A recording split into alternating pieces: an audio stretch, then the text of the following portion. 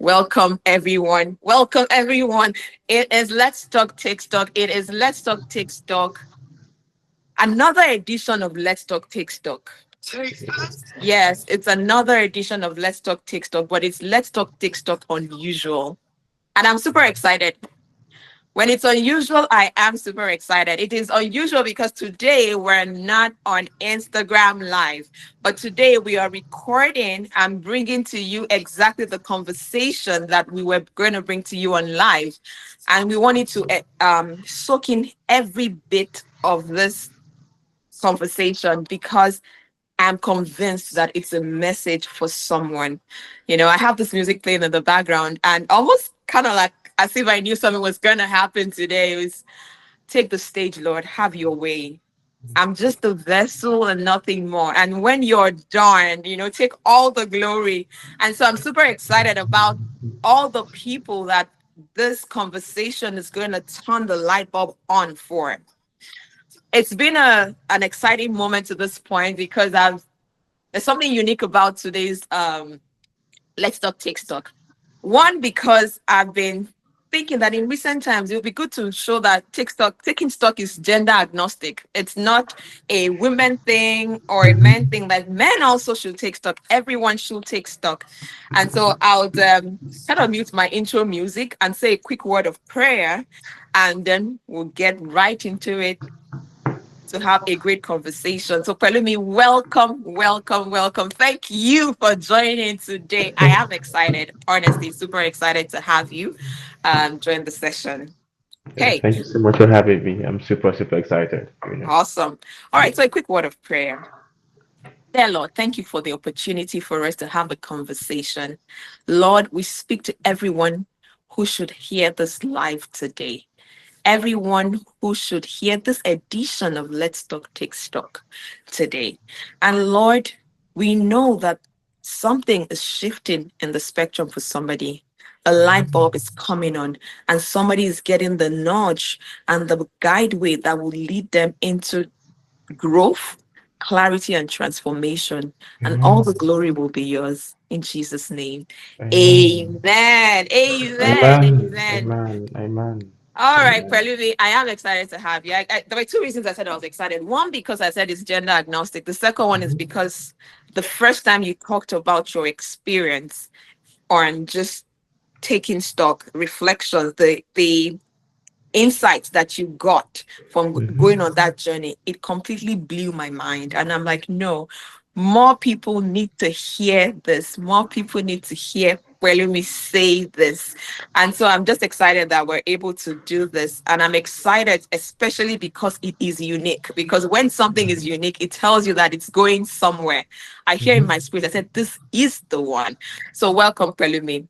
Thank you so much. Usually, we kind of start this with a quick overview, quick introduction, and then I'll introduce myself, and tell you a bit about the book, and then we will then have Pelumi on the seat, on the hot seat, dishing out, all his thoughts around the concept of taking stock and what it has meant for him. So, what are these Let's Talk Take Stock sessions?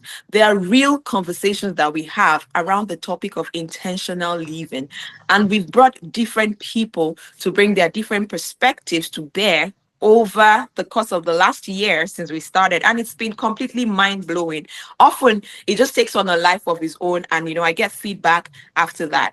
And so I'm Funmilola Asa, a transformational catalyst, and my role here in life generally, is to help the light bulb come up for people by translating deep insights that helps them make the step change in performance to become better versions of themselves. And that takes on different expressions, whether it's as an author writing a book, or as a mom, or as a wife, or as a coach, or as a consultant, or a day-to-day engineer strategist in my workplace. All of that, at the heart of it, is that I'm excited when the light bulb comes on for somebody and they can make a step change because they now see the light that has been translated from things often that are hidden in plain sight, but that needed a stringing together. And that's the kind of conversations we're going to be having today. You know, One of the expressions of my medium of expression is the envoy to the nations, nonprofit that I founded, and the goal is to raise a band of people who are excellent examples of our Christian faith through excellence in our vocation. And through that, I run the Insights to Impact Masterclass, which is where Pelumi and I had this intense conversation around just the impact of taking stock. And we're going to talk about that in a bit. But also on the heels of that is going to be coming the very first conference, the Envoys Conference, that we're going to be having in Houston, Texas. So if you're in the US or you're able to make it to the US, because you never know, you might just be in town. Houston, Texas, October 11th, the Envoys Conference. It's a 1 day event that's going to ignite you into kingdom influence by being a better person, a person of excellence.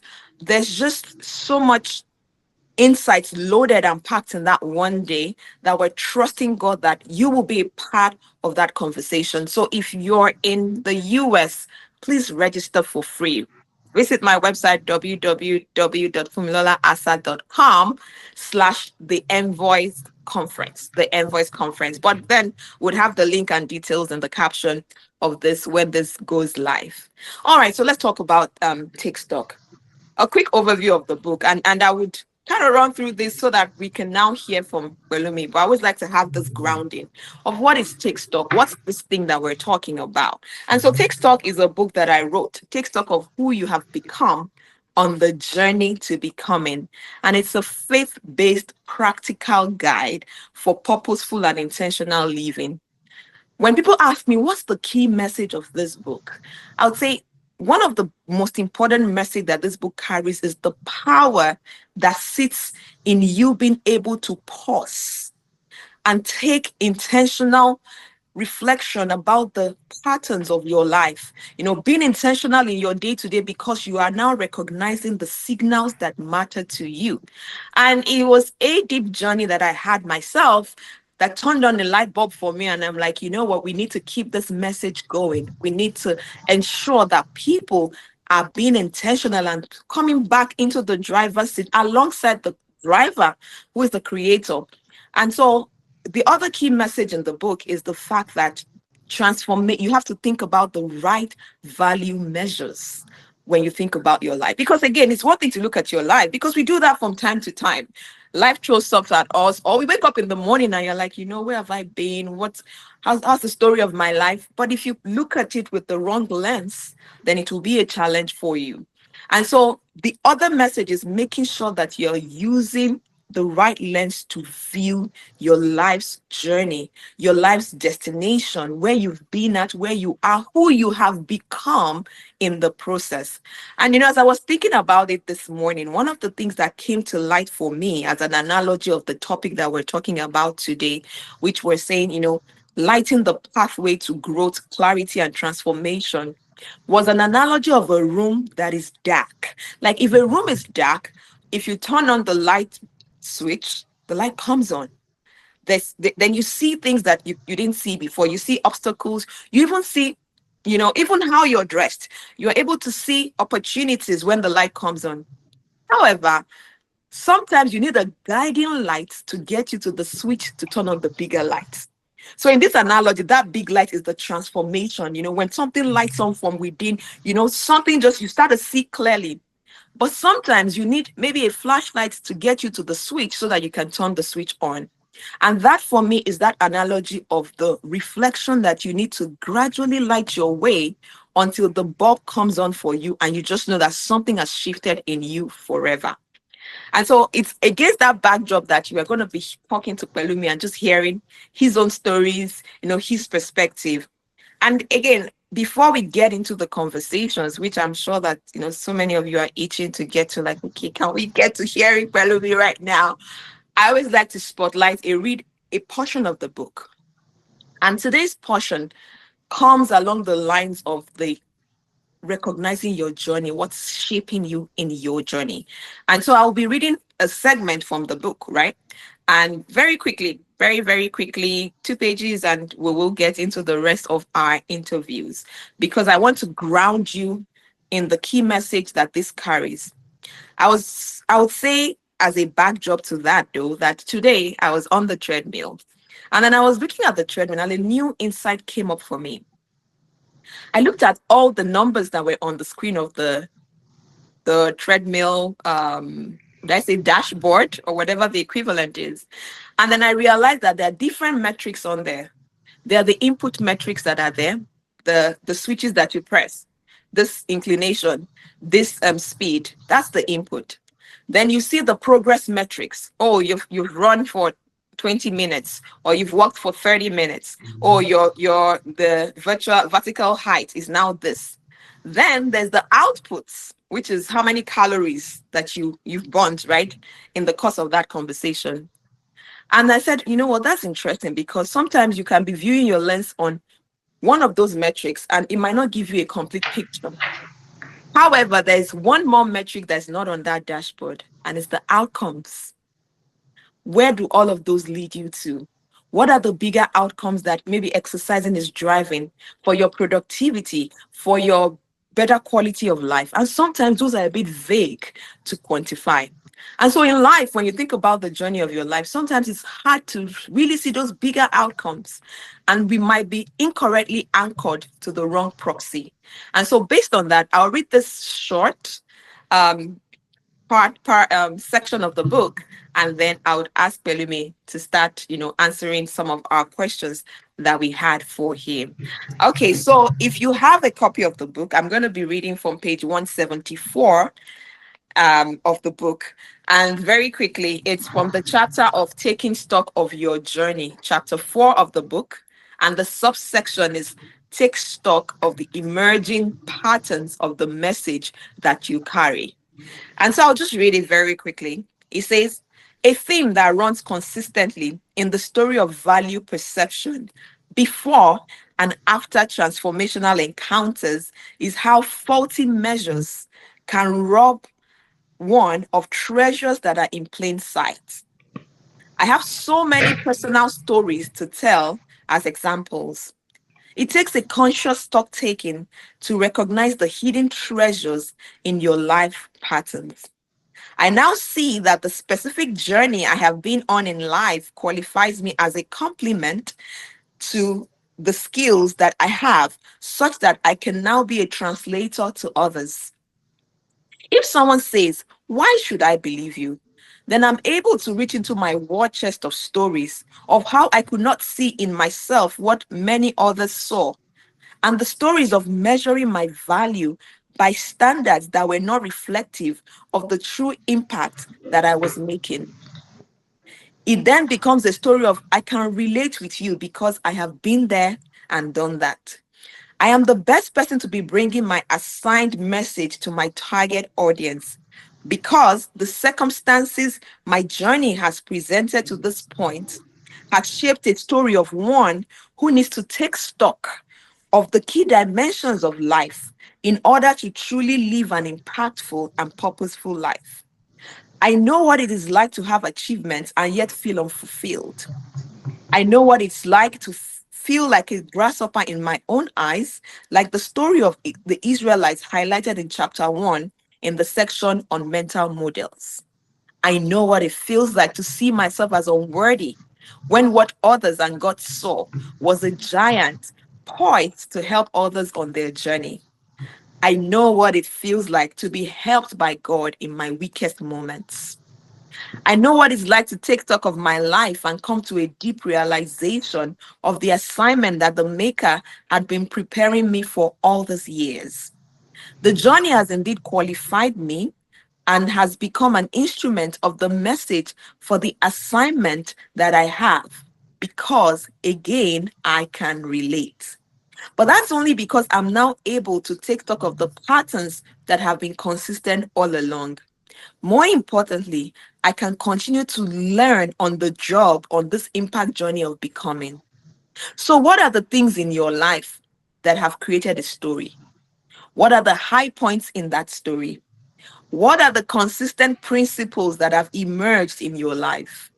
What are the messages of how to and how not to that you now carry?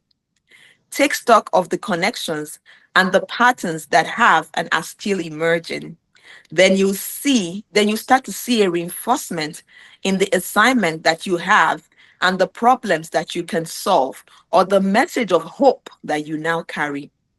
Take stock of the message that is emerging with your life's journey. So that's my excerpt. And I'm sure, I'm certain that when we get into the details, you'll see how this translates to the conversation that we're having. Once again, Pelumi, welcome to Let's Talk Take Stock. Thank you very much for having me. All It's right, a let's pleasure, get right right? into it. Yeah, thank you so much. Yeah. Okay. So can you start by briefly introducing yourself? Like, who is Pelumi? Okay. Firstly, good afternoon, everybody. Whenever you're listening to this, but whenever I get asked this question, please follow me. It's always a very it's a question for me of reflection. So, but I always start by this. Pelumi is my full name first, Pelumi Mustapha. But Pelumi is, I'll say, a purpose-driven individual, right? With a passion for growth, clarity, transformation. I'd say I wear a couple of hats, depending on the situation. The son first, then the brother, then uncle, mentor, creative thinker, work strategist, part of my day-to-day work, and then finally an applied scientist. But the common trend through all of this that I kind of realize is Pelumi is someone with a deep desire to live intentionally and to empower, others to do the same and, just kind of make a difference in the people around me and build that community. That's who Pelumi is in a nutshell. That helps. Hmm. No, I like how you described yourself because it's very profound and it's very intentional and it carries a broader message for others, right? Because you say you wear many hats. And I believe that's a very important message when I think about taking stock. Because the challenge sometimes with us as humans is that we in the moment forget that we wear many hats, and sometimes we get anchored to one hat and we think that all of our lives existence stems from that one thing. And so whether we're doing very well in that one thing or we're struggling in that one thing, it's a detriment to our overall intentional and wholesome living when you're anchored to a subsection of this big entity that God has created and has opportunities to impact in all of those spheres. So, Barnaby, thanks for introducing yourself that way. Thank you.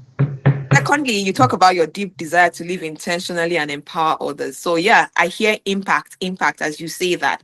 And so, to my earlier reading, I talked about the journey, how we think about our journeys and how that is very profound in how we become more intentional. And so as we kind of get into that, I would say, let's start with asking you, when you think about your life's journey to this point, can you spotlight some key moments and events and places in the story of Pelum? When you think about the journey of your life to this point, what are the few things that you spotlight for us to give us a glean into where you've been at? Okay, it's quite interesting. But what I'd say is, it's the question takes me back to one of the reasons why, take stock, the session was very important for me, was it gave me the opportunity to reflect first. And I know for a lot of people, including myself, reflecting is quite scary, but giving you a grace to do that is something that this session did for me and kind of opened it. But what I'd say is my journey hasn't been linear. It hasn't been linear at all. And honestly, that's looking back at it right now, that's been the beauty of it. It's been from seasons of deep uncertainty, to seasons of opening doors, in unexpected places. It's been places that are seasons of, I thought, oh, this was delaying me, but apparently it wasn't a detour. It was actually a divine setup, something that I never saw coming. So, as humans, we're prone to just live in that vision that we see, just the two borderlines that we put ourselves, the vision line that we see. But God is looking at it in terms of three-dimensional. right? So the parts that I thought were detours were actually divine setups. So things that I looked at as delays, were actually getting me prepared for where God was taking me to. So whether it's been in instances of, transitioning careers, navigating silence in relationships, because that's very key, rediscovering parts of myself as, who am I, rediscovering who Pelumi is after being burnt out, and not getting any results, Each chapter has kind of added to the richness of what my story as Pelumi to date, kind of encompasses. And I would say, to give a practical example, and not just to speak, is, um, as a geoscientist first, the initial goal I had for my life was, finish my bachelor's, and from that jump straight into master's, jump straight into PhD, and just everybody has that goal plan in their head. So I already had all of mine planned out, and then I started and did my bachelor's, and things went as planned, finished, and then all of a sudden it's like, okay, what's happening? Why is there so much delay? Why is there so much detour to start the master's program? And lo and behold, like everything, the job I was working in, it led me to open doors in terms of give me the space to public speaking, give me the space to learn strategy and be creative. And the part of my life where I felt, oh, you know, this was this was holding me back, right? Led me to a place where I'm currently at right now, and people will say, "Oh, for me, do you wanna speak to this? Do you wanna address this?"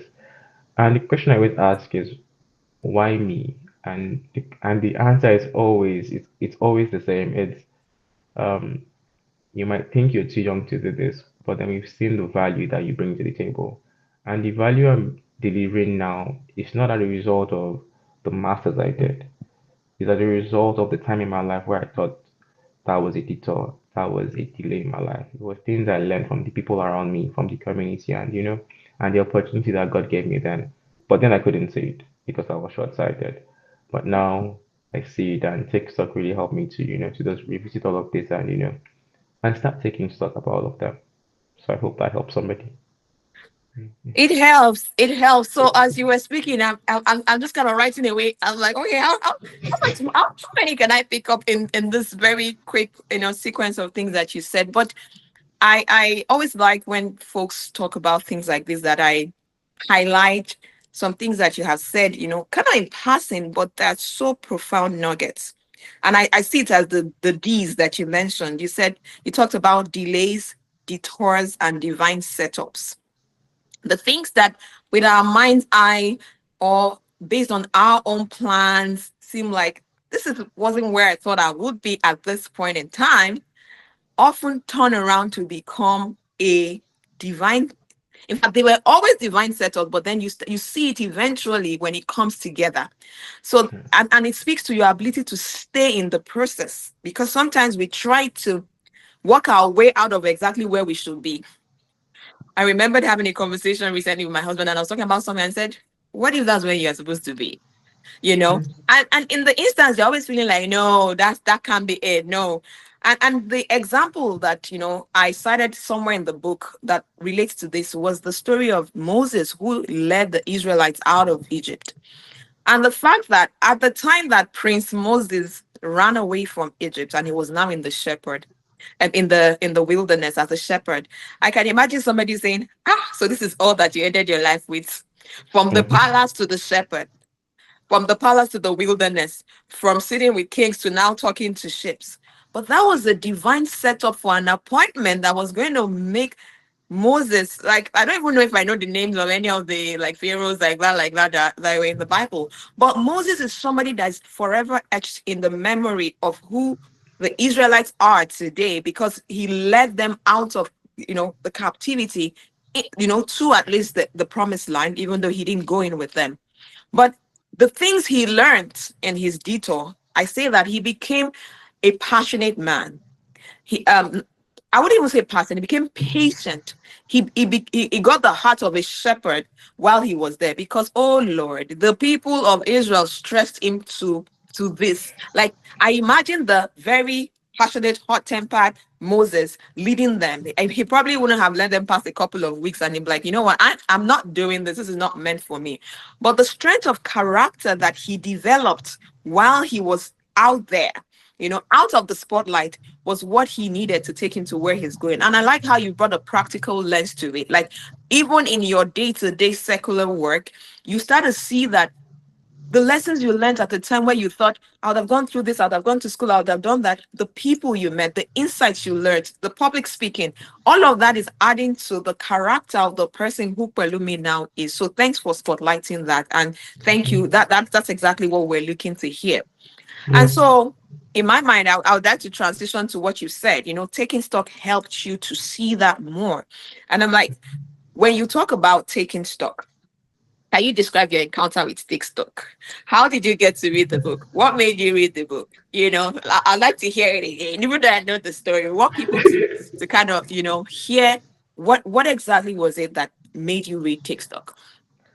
Okay. So just before I get to that, while you were speaking about the last question, I just thought, I was going to add a bit more to it. And it kind of leads me back to why, I decided to take stock. Um, those quiet times when in prayer or when you're journaling, and then, you gain clarity not from the noise from the people around you, but it's from listening inwardly.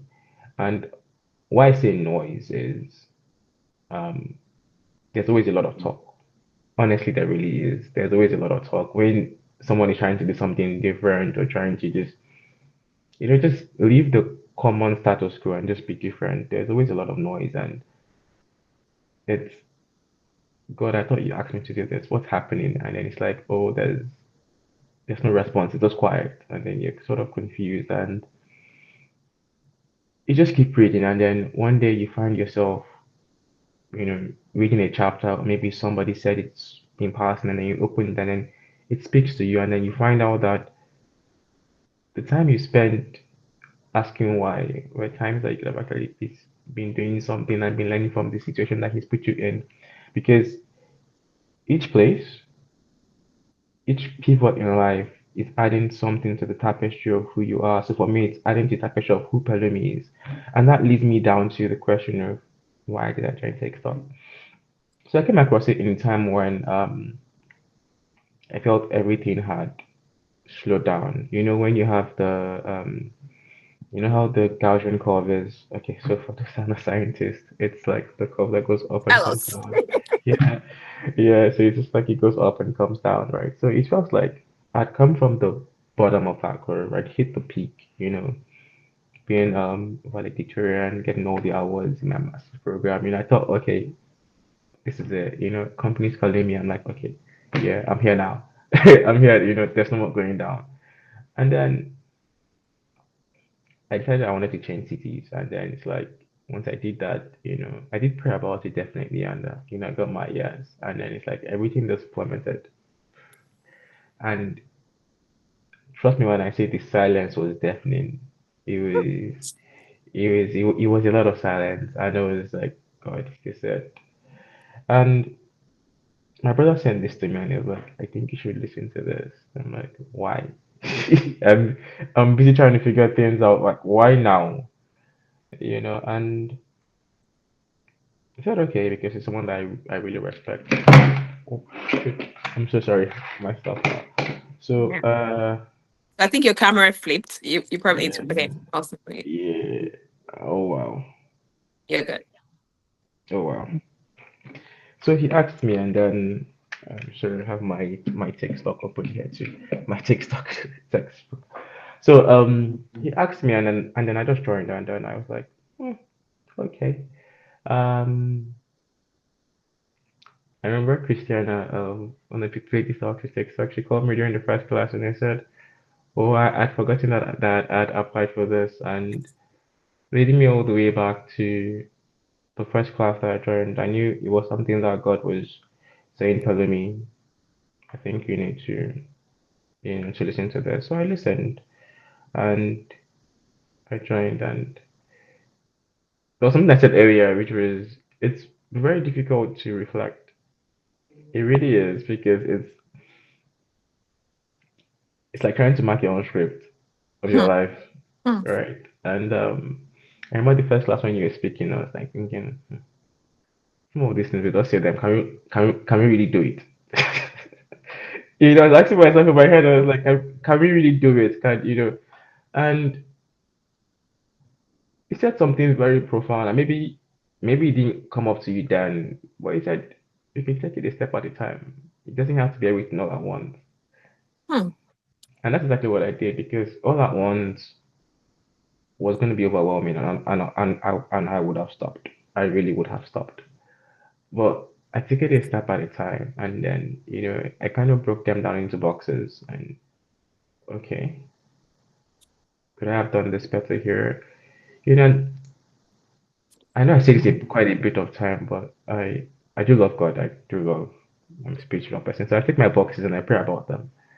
And in times of a lack of direction, I always pray for a vision or the wisdom that surpasses that of Solomon, to rectify the solution or to find a path or a way through it. And that's what God did because I had to look inwardly for clarity. So it's more like outwardly, like I hit the plateau of the success, but the outward success is not really what should matter to people a lot more. It's more of the inward success because if the world is celebrating you but you're sad internally, the moment you close your doors and you turn off the light to go to bed, you're deeply unhappy, right? Hmm. So that's one of the things that takes tactic for me, had to I had to break it out into boxes, look for clarity inwardly, and honestly, the book came into my life where I needed that divine interruption, right? And sure, when my phone fell, I had my chapter open here that I wanted to read through while I was talking about this. It's chapter 5 of the Hmm. Take Stock book. So it's the chapter that talks about take stock of your resources and identifying what are my en- enablers. I kind of changed it. The actual topic is what are my enablers, but me, it's for me, I made it very personal. So it's looking at it and it says it's the true value of a resource is in its availability and its utilization to meet a need in the moments that matter. So during those times of delay, I had my enablers, I had my resources. They were available, but I did not utilize it. Hmm. Right. So I thought I was going to share that, during this class, but this question kind of led me to it. So now that I've read the spirit of my TikTok, I hope that answers the question. It does. It does. And people, it's, as when you're watching this, you would see that Pelumi has this tendency to just take you deep. I'm there writing. I'm on my touch index card, trying to Yeah. follow what you said, and in fact, but as well just continue the session and just just take stock. And that's the beauty of taking stock and the book itself. Every time I talk to people about the book, I feel like somebody who is speaking, like, you need to see this because you need to find it out for yourself. Like, it's one of those principle based things that you take it, and what it means for you is different from what it means for that other person, but it addresses, it's like you're trying to paint a picture. Maybe there's a hole somewhere, and you just find what plugs your own hole. And versus somebody else who's like, yeah, I'm finding this place. There's somewhere else I need to go to. Because there's so many things that you talked about. The fact that, inward success is very important, that you can be celebrated outwardly, and if you close your door and you're sad inside. And there's a lot of it today. There's a lot of people who keep chasing these things because it's a funny self-fulfilling prophecy. People are being celebrated for success and they feel empty inside. Whereas other people are now trying to get those success because they feel like that's what is making those people tick. Whereas it's not true, right? There's more. Is the meaning around the success that matters. Because of course, success is great, accomplishments are great, but how are you inside? Like, literally, how are you doing? How are you feeling? You talk about clarity, how there's even divine interruption. Like, I'm one of those people that when I feel like this is where God wants me to go, no matter the barriers. We're having this call right now, despite my last minute disappointment with Instagram, but because I'm certain that this is the message that needed to go out. Up until the last minute, God was still, giving me insights on the conversation we're having today. So I charge forward. But when I'm in a place, and I've been there so many times, when I'm like, God, I'm not sure. What exactly do you want me to do? That is usually very tough for me because I feel like, okay, am I right? I don't want to upset you. I want to do the right thing. I want you to be pleased with me. And so I like how you talk about the fact that, you went through one cycle. You were excited. You thought you had hit the peak, and it's only upward from here. But there was something God reminded me of recently. He said it was 2 years between Joseph's encounter with the palace and when he entered the palace. Because he did encounter royalty. He had two of them at the same time. What are the odds? In prison, he met the chief butler, he met the chief baker. But 2 years later was when he truly entered into the palace. But the beauty of having that divine clarity is when you start to hear the word, it anchors you. Because we go through life, there will always be something. But when you're sure of what he's saying to you, and when you start to get that clarity, it kind of helps navigate you till you get into that place in the fullness of time. So I don't want to be re-echoing everything that you said. So let me move to the next one because I'm like at this point, like I'm hoping that my team is taking notes because it's like quotable quotes. You're just dropping quotable quotes after one after the other. But I guess that's what this is about because when you own the message for yourself, it takes on a life of its own where you can see where it's happening for you in many places. And so the other thing, and I think you already talked about it, really was I was saying, what struck a chord most for you? And can you share the moments of realization as you took stock? And so if there's anything else you'd like to add to what you already said in terms of just what was it that struck the chord for you? And you just knew that, you know what, I need to sit with this. Hmm. Okay. Today also, while I was preparing for the session, and I was just thinking, I was because now reflection is no longer scary for me. It's something that I do on a daily basis now. So it does. Um, I remember there's this very good friend I have, right? And while we were growing up, I know that the plan he had for himself was in line with what I had for myself. Like we knew where we were coming from, and we knew where we wanted to go to. And I noticed that whenever I spoke to him, he always had a direction. No matter what's going on around him at any point in time, he always says, Pelumi, yeah, I can see this, but if I do A, B, C, it's going to take me from here to here. And I understand that I have to spend maybe a year or 18 months or 2 years here doing this before I can take the next step.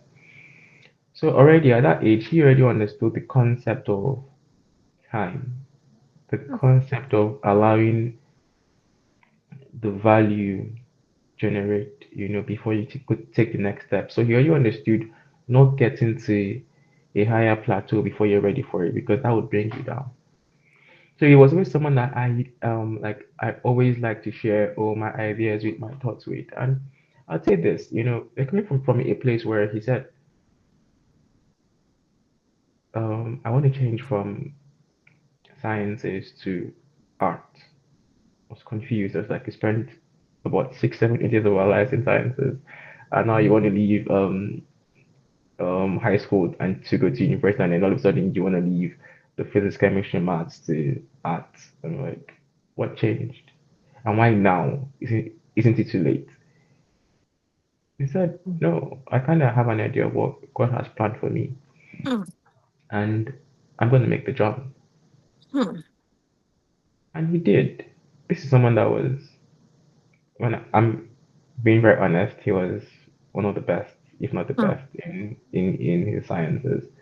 But he switched to law hmm, out of the blue, and I was so confused. I was beginning to question everything around. Like, did he miss it at some point? And then he comes to me about a year after while we're speaking because we always try and catch up and talk about our career path and aspirations. And he said, "Femi, I'm going to finish this bachelor's in law and then I'm going to do my master's in Harvard." And I'm going to be very honest. When he said it, I wanted to laugh, but I smiled because he's my very good friend. I was like, "What are you talking about? Do you know how much Harvard is?" And he said, "I'm going to do it." I said, How? And knowing him, he already had the answer. I'm getting somewhere with this. And fast forward to when he finished. He said I needed 2, 3 years. I said why? He said, I know with what I currently have, I don't meet it. Hmm. And to God be the glory. I kid you not, he spent that same amount of time that he said he was going to spend, Hmm. and he got it, and he got Harvard. Hmm. And not only did he get Harvard, he got it with 80% scholarship. Hmm. So I was wondering, Hmm. this is someone that changed his entire, career path. And unconscionably, I started to inherit his own expectation for myself, and that's what I was getting to with this, Hmm. right? Because when if I just said that, you probably won't understand. But that's why I went through that whole story. It was this is someone that we always talk to, rub minds together. You know how they say iron sharpens iron, and we just kept on going to be the best of who we could become. And when I was in TikTok, I remember, wait, did I actually inherit this? Was this why I was unhappy where I was at that point in time? Hmm. Because I remember then my manager then said, Pelumi, you really should be happy because I mean I was fresh out of school. I spent like 2 years. I already have had an official car with a driver, and I was still not happy, Hmm. right? Because I had inherited someone else's expectations, Hmm. right? So I'd say placing your life on autopilot and just default settings, inheriting people's expectations or performances of people that you see around you, we're all running different races, right? In a 400-meter race, someone starts off sprinting and changes to start jogging. Someone else might start off jogging and then take off sprinting midway, and someone else can jog out through the first 3 quarters and start sprinting and the final quarter. So depending on how you channel it, it brings you back to a place where the goal is the same. Destination is still what you want, not what anybody wants. So for me, it's in tech stock, that was one of the moments of realization, right? I was confronted with my own internal contradictions. Like, Oh. I Hmm. had to I had to shake and say, follow me, what exactly are you doing? What exactly is going on here? Did I inherit this from my brothers because we're very competitive? It's like, oh no, you've done this, I'm gonna beat it. You know, so and it shook me, right? In a good way, I'd say, because I had to recalibrate, all the things I put on the shelf, I had to shake them down, and start to rearrange them and come back to a place where I knew, okay, now I think I can ask better questions. Now I think I can take the next step. Now I think I can become a compass to, you know, the people around me, people that look up to me and say, okay, what next? I believe I'm in a better place right now to drive that direction as to where I was before, before TikTok. So kind of, recalibrated my compass a bit. Hmm. No, that's deep because when you say recalibrating your compass, the challenge sometimes we have is like what you just described to me sounds like somebody who walks into a doctor's office and I feel pain here, I feel this here, I feel that here, and the doctor's kind of trying to get through it. Sometimes they solve it partially and then we go back again and they're still pain, and then one day you unlock something probably in the way that maybe where you live or there's something in the air that regardless of if we don't address that foundational cause, everything else is a symptom that somehow you just can't understand why it's not adding up. And so when you say to me that you inherited somebody else's expectation, and that's always a watch point, right? Because in our current life, in the way we encourage people to move forward with life, sometimes the cloud of weakness provide to you an image of possibility of what's possible. And so that gingers you to keep going, right? Which is great.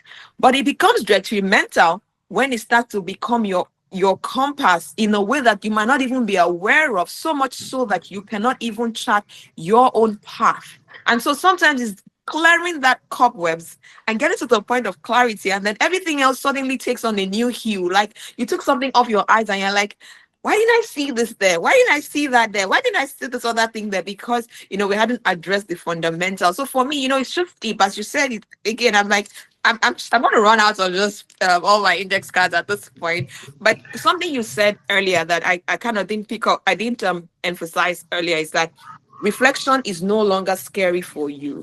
That's what you said. And I think that's what takes a lot of people away from getting into the beauty of it, right? Because sometimes we're too scared of what we might find out. We're too scared of coming in contact with the past that we ran away from. We're too scared of coming into contact with the real things that at the heart of it, I need to answer that question for myself. Like, I can't lie to myself, because if you don't address that fundamental belief system, then it continues to hurt you in your judgment of other things. But the beauty is, once you get past it, like there's so many times that I always say to people, take stock is not a silver bullet. It's not like once you solve, everything goes off, but it becomes a guardrail where you're able to quickly catch yourself as you go through life. Because some things will happen in some days. There's some things that will hurt you, and you start to almost drag yourself back into a place. And no, I don't want to be there, because I know my why. I know what's important to me. I have a sense of clarity on why do I do what I do, or why should I be doing what I am doing. And that's the beauty of it. So for anyone out there who is still thinking, yeah, this is only for serious people, like, you're sitting on treasure if you just take the time to just ask yourself candid questions like, why why those three-letter words can change your life, because it addresses fundamental belief systems that are important for everything else. And so if I think about, just kind of building on that, because at this point I'm like, okay, the lady is taking us down some paths here. But we talked about, a theme that you referenced when we talked about, the masterclass, and you were recapping your learnings there, is the fact that, you talked about purpose, right? And I kind of try to weave them together. You referenced that, there's clarity around purpose now, right? And for me, I'm always keen on demystifying things, because I find that sometimes we make an idol into some of these things, and then they become a problem for us. Like when we talk purpose, people are thinking of that big thing, and sometimes it's that thread, those breadcrumbs that you're picking as you're going, and then you finally now eventually open the door, and you're like, oh wow, this is always I've always had this in me, but you needed to take it a little step at a time. And so if you can kind of just speak to, um demystifying that, finding the purpose and connecting the dots. And I think you already spoke to some of that already, right? Because the fact that you fundamentally told yourself, am I measuring Pelumi against Pelumi's standards and expectations and God's expectations for Pelumi? But beyond that, would you like to add anything along those lines? Hmm. Okay, so looking back at the masterclass, when you gave us the opportunity to like create that PowerPoint, I think that's one of the things that I actually even did read again this morning while I was just again the masterclass was really helpful for me. It was a point where when you're driving through and then it's foggy and then you can see if you have your headlights on, right, but you can't really see clearly. Right. So the masterclass kind of opened that fog and created like focus for me, within the headline so that I could really see. So what I'd say I did, and just trying to demystify purpose and just finding, who Pelumi is I try to reframe failures as redirections. Right. Because I'll say, oh, I'm failing, I'm not up to par, I'm not at speed with my contemporaries, and instead of trying to path forward, it does bring you down. So I try to reframe, oh, I was a failure here to oh no, that was my like a redirection. It means maybe this pathway would not work, try somewhere else. And identify, like you said, pick out a few things. So try to identify recurring themes in my story, like, oh, what has been recurring in Pelumi story, what has been, always coming up its head and trying to see, okay, this has always been recurring. What exactly can I do to change it? What exactly can I do to adapt to it? Or what exactly can I use to, stop it from, from recurring? And then, just creating that space for alignment, you know, in my part before actually taking the next step, the next action. So for me, one of the key takeaway was, some of the things that I'd mentioned, but, it's it's always in that quiet moment where you get that recognition, where you're able to connect the dots, where you're able to look internally and say, okay, this is how well I'm doing. This is what I need to take. These are the parts where things do not work well. And not call them failures, essentially. Okay, from that, what was I able to learn? Because if you just fail and you call it failure, guess what? You're going to fail again. And the annoying part of it might be the same source of the initial failure that causes you to fail again because Yeah. what you had done was you had failed to look at that one as a redirection and take learning points so that you don't make them again. Hmm. Right. So it's one of the one of that's one of the key things for me, to demystify the whole thing of purpose, what is purpose, how do I find my purpose? It's honestly, people say purpose, I'm like, purpose always evolves. It Mhm. always grows. Because guess what, as humans, it's my initial purpose right now is to get here. When you get there, what next? Are you just gonna stay there? No. Something else is gonna come up. Hmm. And even with let's look at the story they use in the Bible. Let's look at Moses. As Christian, what would we say his initial purpose was? Hmm. Firstly, it was to ensure that the Israelites got a better life. Hmm. Then he got that from them through, stepping up the punishment. Next step was to get them out of Egypt, right? So again, his purpose had already evolved, right? So he got them out, and then next thing was to keep them alive because now they were being chased, right? I heard something in church the other day, and the pastor said, he said, "Do you think when Moses raised his hands and prayed and parted the Red Sea, do you think he also wasn't surprised at the miracle that God did?" Hmm. Because maybe we just think that these people are just, but they're also humans, Yeah. right? And Yeah. he definitely must have been surprised because he must have been like, what exactly is happening? You know? And just as soon as they crossed, as soon as the last person crossed, the sea caved in and took away all the enemies that were chasing them. Right? And that's looking at it from the spiritual angle. It's purpose always evolves. When you when you go prayerfully into demystifying the whole word purpose, sometimes the word purpose might actually even be overwhelming for some people. Hmm. When you demystify it and you take it into blocks, like I said, just small blocks, just take them into small blocks and just keep moving forward. It doesn't become scary anymore. It becomes your go-to thought. Oh, what's my purpose for today? Hmm. And then you start taking a day at a time because normally before I'd be like, what's my main purpose? But now I'm going, what's my purpose for today? In Hmm. 24 hours, I have 24 hours to make a difference. I have 24 hours to make a change. In 24 hours, I come back, I'm taking stock. Okay, what did I make today? What improvement did I make today? It could be something very small. Honestly, it could be maybe I've stopped putting 3 bags of sugar in my coffee at the office to 2 bags, making my health better. Something really small, and it could be, helping somebody out. Make a better decision or something. So it's for me, Hmm. we actually need to demystify that word purpose and just break it down in notch too. But that's one thing the masterclass did help me realize. Just take life in terms of breadcrumbs and just, these breadcrumbs are always there to get my part. Now I have to pause, you know, okay, pick them up and then align them and, see where they're taking me to. So I hope that answers the And question. it helps. It helps. Thank you for giving us a masterclass in taking stock and purpose discovery. We need to think of bringing it to our masterclass to start to teach the class. But yeah, no. But honestly, I think this conversation has been powerful, and I'm really trusting God that as you are listening out there to this message, that it is striking a chord and is resonating deeply for you.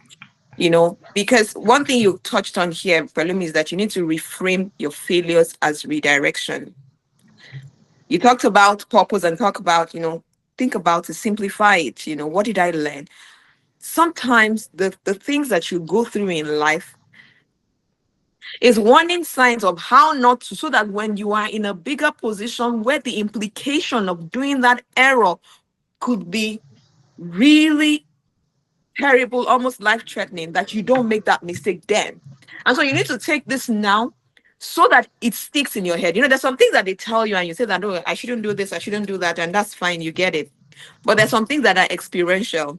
And you know that even if they wake you up from sleep, you won't do that anymore because you went through it. And that's because God is guarding you jealously for a point in time where you need you would need to be careful, because the consequences of not doing that can be grievous. I say to people that, it's a privilege when God takes you through certain paths and walks, because sometimes he knows that it's easier for him to nurture you and train you and watch you go as you learn. There's sometimes as parents, you're looking at a kid and you're saying, I wish I could just intervene. But you know that if you intervene, the child is going to be stuck to intervention all the time. Sometimes they need to learn the lessons, because when you're not there to intervene, then they know that they shouldn't do this, because you won't be handy to intervene. And then sometimes you're in a fast-paced environment where when God says duck, you duck. And so you need to learn how to duck, because when he tells you to move to the left and you don't move and you get a slap on the wrist, sometimes it's a reminder the next time I hear an impression in my heart that I really should do this, because the implications are far reaching. So no, I think this has been powerful. The key word being reframe, reframe, reframe, reframe. So many things in life, when we people even talk about pictures where they send out a picture, it makes noise, and then you see that they only took a partial view of that picture. If only you zoomed out enough.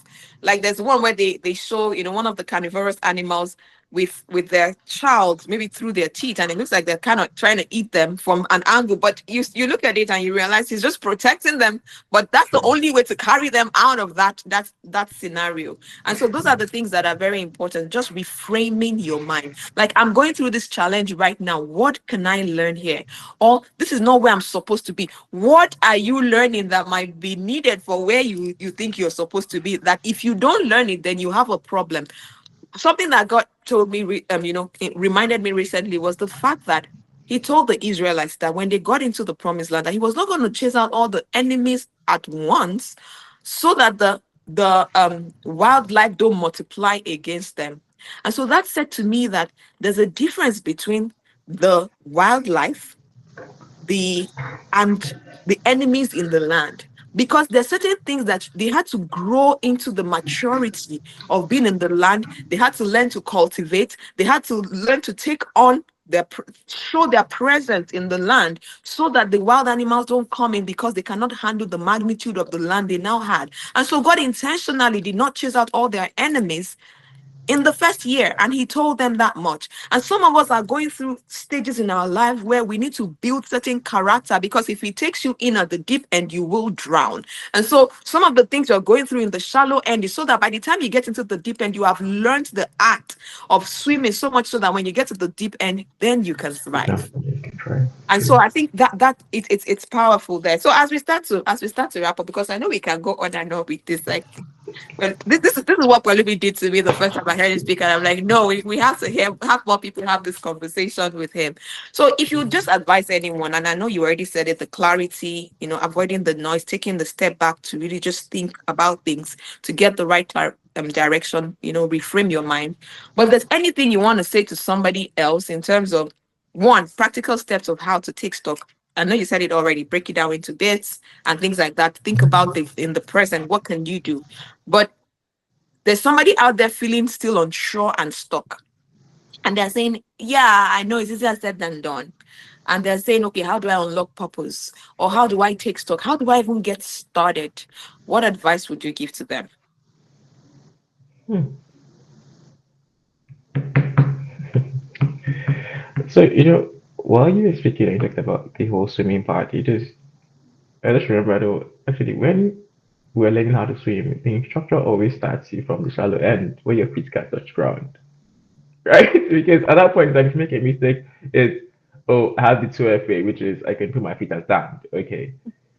But as you begin to get better, it begins to take you deeper down in footage. And for someone that maybe feeling stuck or is kind of unsure what purpose is, I say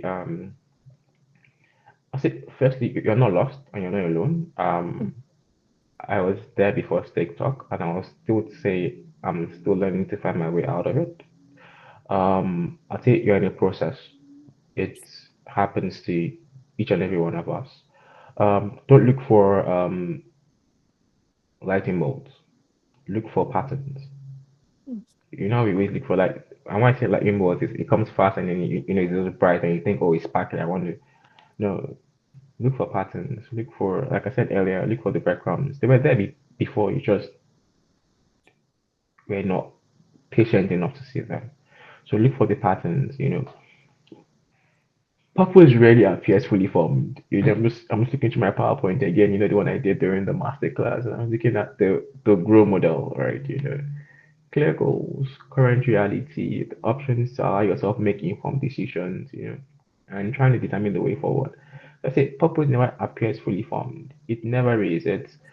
You start with what pulls at you as a person, pulls at your heart, and you just keep asking yourself, what's one small or what's one next brave step I can take as an individual? And once you start doing that, you start putting the breadcrumbs up together. You start building up your pillars, and you would get there.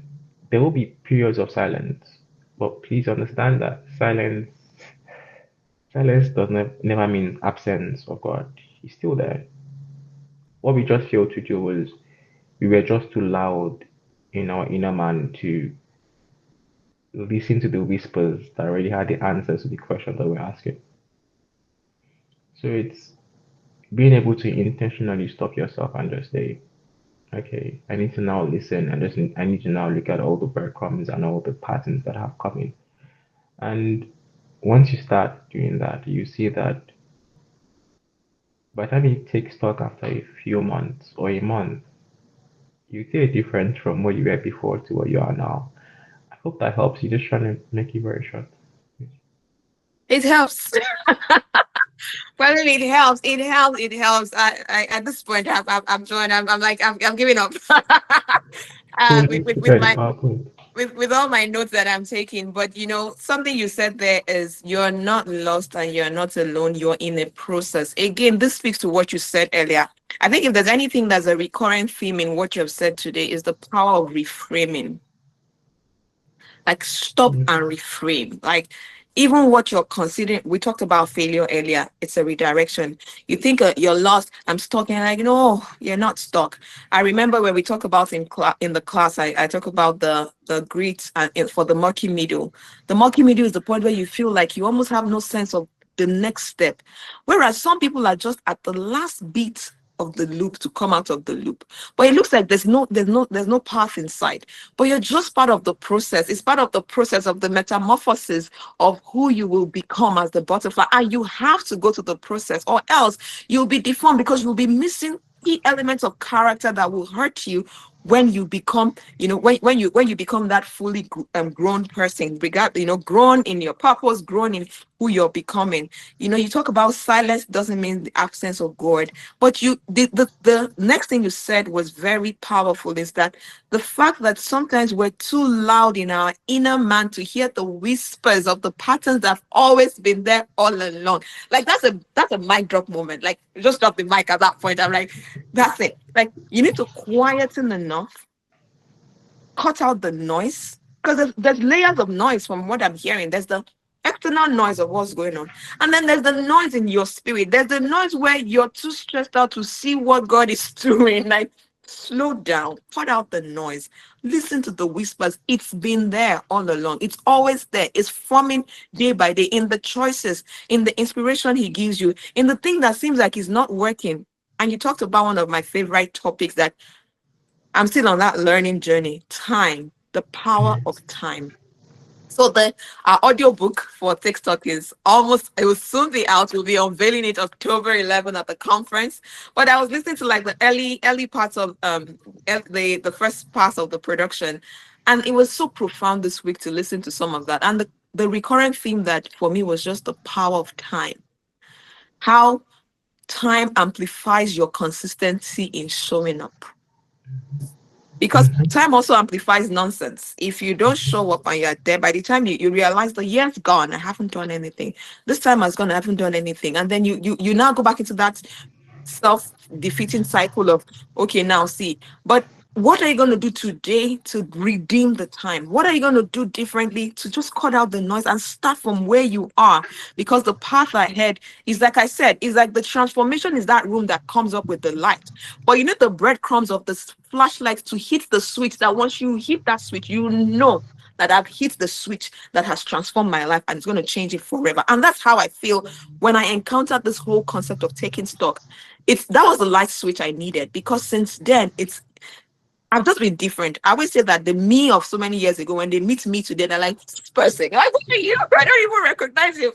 And so thank you for sharing. I think we'll start to cap it. But you touched on a very interesting topic. Is that the Insights to Impacts Masterclass? So yeah, we need to pitch that class right now. Yeah, Can me you too. in one, like, can you summarize what that experience was for you and what were the highlights of the Insights to Impacts Masterclass? Because yes, we've opened doors for the next session in October 27, I believe. We're starting the next set of the masterclass, and it is still free. It is still free. I'm always saying that, okay, I always threaten that this is the last one that'll be free. But again, as a woman under instruction, I can't confidently say that. But I know that this next one is free. And so just tell us about your experience in the Insights to Impacts Masterclass as we start a wrap up. Okay, just to wrap up, yeah, I know I spoke to a few people and they're already willing to join the next class. Okay. The form is open. No, they should go and register. yeah, after they listen to me talk. But what I'd say I really gained from the session from the class was, I think now I wake up and I show up with a lot more precision Hmm. in everything I'm doing, because there's more clarity. It's talking about the grow model. Because there's clarity in what I want in my goals. There's clarity in my current reality. I have clarity in the options that I also have, and then I can now find clarity in the way forward, in charting that way forward. So it kind of opened my mind to all of that, and that alone was the insight for the ignition that I required, to start my fire, to say, okay, this is who Pelumi is going to become, this is how Pelumi is going to get there, and this is what Pelumi is going to do to get there. And the most powerful thing in itself was just the ability to reflect and say, Pelumi, what you did here was not right, or what you did here was, you could have done it better. Just try and reflect, and it kind of helps you even with your day-to-day interconnections with people. It's like, or maybe how you spoke to this person was a bit brash or was a bit blunt. Just I don't, the simple things just kind of make the most major impacts in people. So for me, I'd say that's what really hit me. That role model itself. I said I was looking at it, and so just I kind of highlighted it. So I just went back to it, and I remember the three notes I said was personal growth, clarity, and transformation, and that's what I'm still striving towards right now. I see the clarity. Now I'm working towards the transformation. No, awesome, awesome. I recall when we were putting the class together, and I said, I want people to be able to. So the grow model already exists, right? It's used in coaching. But I said when we use it in this masterclass, I wanted to address specifics around what we're asking people to do, and so we did the extra work to adapt it to the questions that we want people to answer on a week to week basis, and to ask yourself, what are your real goals? Because sometimes too, as with anything, if you just say my goals, if your goals are anchored to the wrong belief already, you know that you already set yourself up for failure. But when we address what is the fundamentals of why are you here, what's important to you, what's in your DNA, what have you already been programmed with, that is just waiting for you to listen to and unlock. And so yes, if you have not registered for the Insights to Impacts Masterclass, we can't wait to have you. Well, our joy is when people walk away and they own the message for themselves. Like, it's not one of those classes that we tell you things, but we guide you on a process to find the insights for yourself. And those are the things that last, because you know that you went on that journey and you came out with precious gems that you know that going forward, this I need to apply it in my life. And so it was such a pleasure to have you in the class. And shout out to Musti. Shout out to Musti for pointing you in the direction of our class. It's been just such a pleasure to have you come through and to hear how it has impacted you. And we look forward to continuing to impact as many more people, and hope that we take the world by storm as we become more clear and we change the culture of knowing that fast is good, but intentional is better. And that's the message that we teach there. So as we wrap up, Pelumi, it has just been a pleasure. I knew that there was something about this session. And so whether Instagram live blocks restricted us by limits, the message is going out, and everyone who is listening to it, you are listening to it because this is God's intention for you to get a light bulb moment that will change your life forever. Like, it's something that you own because it's in the guiding light of the creator. Like you said, God brought it to you at the time that you were asking for questions, and he was saying, you know what, you have the answers, Pelumi, but you have to walk to the answers. You need to sit with it. I've given it to you already, like Lego blocks. Bring it together so you can see the picture of what you've already carried. And that is what all of this is about. That's the message we carry, that the more you take stock, the light bulb comes up for you. The transformation is like, it's like a chain reaction. It's continued to build up, but the scale increases as it continues. That's what the light bulb does for you. So anything else that you just like to say as we wrap up? Anything we should be kind of watching out for as we look out for Pelumi? Just tell us anything to kind of wrap this up. It's been a pleasure. Yeah, thank you so much. I mean, just to wrap it up is, I mean, just you, I mean, how to say it now? You've had my name right now. Just look out. You see the difference, and you'll be hearing who Pelumi Mustapha is very soon. Awesome. Simple but profound and very loaded. And also, this has been good. If folks kind of want to connect with you or follow you on any of the media, do you want to just share how folks can follow you? Just uh, Um, I think maybe Instagram and LinkedIn. So Instagram, I think it's underscore Pelumi, Peloumi, and Instagram is sorry, and LinkedIn is just Pelumi Mustafa. Pelumi Mustapha. No, Pelumi, thank you for doing this with us. Thank you for being part of the message of intentionality that God is sharing. I feel so strongly in my spirit that that's the message for the now. I'm seeing it popping up in different dimensions everywhere I turn to. And so for you who are watching this, thank you for watching this. You are a message. You carry a message. It's all woven together in your life story. But you need to pause, like Pelumi has said, to quieten, first to step aside from the noise of the outside, but quieten the noise on the inside so that you can hear the whispers that will connect the dots together for you. If you're in the US, this is a reminder that we are having the Envoys Conference. Like, there's a load of conversations that we're going to be having there. It's an experience, is how I call it. I couch it as an experience that you would not forget in a hurry, because it's going to light up something for you and make you become a person of influence so that you can expand the kingdom through influence, which is the theme for this year. And our masterclass is open, Insights to Impact Masterclass. That's what Pelumi went through and he described here beautifully. We can't wait to have you walk through the doors and just watch another transformation story, evolved right before our eyes. It's been a pleasure doing this. We look forward to our next quarterly Let's Talk Take Stock. Pelumi, thank you once again. And thanks for your flexibility. Thank you so Thank much for you. having me. Thank you Thank you so so much, much. everybody. Thank Thank you. you so much. All right. Bye Bye-bye, bye. everyone.